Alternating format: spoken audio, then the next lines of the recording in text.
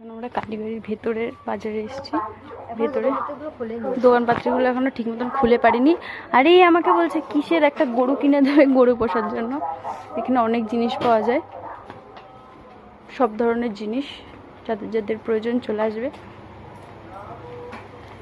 এটা হচ্ছে শ্যামনগর কালীবাড়ি, ঠিক আছে? স্টেশনের থেকে একদম কাছে, বেশি দূরে না। এখানে সব ধরনের জিনিস পাওয়া যায়। তো দেখতেই পাচ্ছ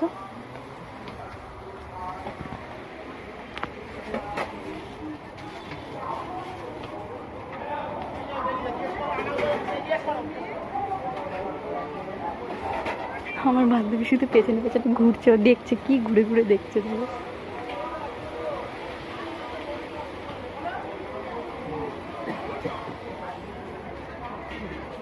এটা অনেক বড় একটা বাজার, ঠিক আছে? এখন অত ঘুরে দেখাতে পারবো না, আমার ভিডিও বেশি বড় হয়ে যাবে, অনেক লং হয়ে যাবে। যতটুকু পারবো তোমাদের সাথে শেয়ার করবো।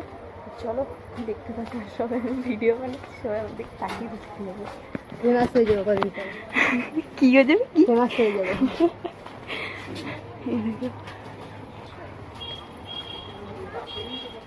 এখন এসছি গঙ্গার ঘাটে, এখন খাবো এখান থেকে চা। এখন খাবো চা, দেখতে পাচ্ছ দুটো চা নিয়ে নিয়েছি। এদিকে আছে গঙ্গার ঘাট,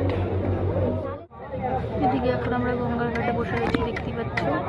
আর এই একজন ফোনের মধ্যে কিসব এডিট করছে। এই যে এখন খাবে ঘটি গরম, তাই জন্য এখন ঘটি গরম নিচ্ছে। ফটো কি বানাচ্ছি হয়ে গেছে।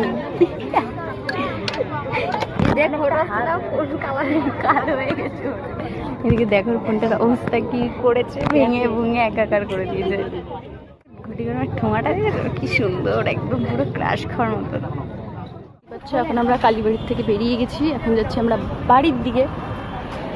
আর এই একটা মন্দির আছে দেখতে পাচ্ছ, এটা হচ্ছে সিদ্ধেশ্বর কালীবাড়ি মন্দির। আর এখন যাচ্ছি আমরা বাড়ির দিকে। তো চলো একবারে যাওয়া যাক, তারপরে আবার পরে দেখা হয়। দেখতেই পাচ্ছ ভিডিওটা বেশি বড় করলাম না, যতটুকু পারলাম তোমাদের সাথে শেয়ার করলাম। আজকে আমি আর আমার ফ্রেন্ড কোথায় গেলাম, কি করলাম না করলাম।